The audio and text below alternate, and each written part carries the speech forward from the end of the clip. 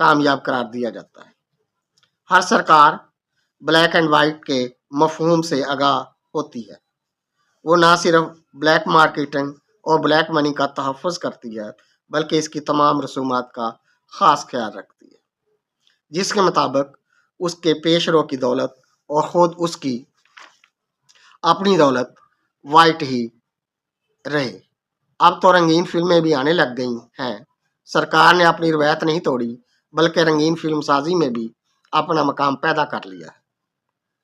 شاہی دربار کی سرکار خود کو ہمیشہ اچھا نمائش کرتی ہے اور اپنی فلم کے بارے میں اپنی رائے محفوظ رکھتی ہے، جو اگلی فلم ریلیز کر کے پچھلی سرکار کی ناکامی کے اعلان کے ساتھ ابلاغ عامہ کے کرتاس اور سکرین پر رقص کرتی نظر آتی ہے۔ بلیک اینڈ وائٹ والے بیرون ملک چلے جاتے ہیں، آمدنی بھی وائٹ، ذرائع بھی وائٹ،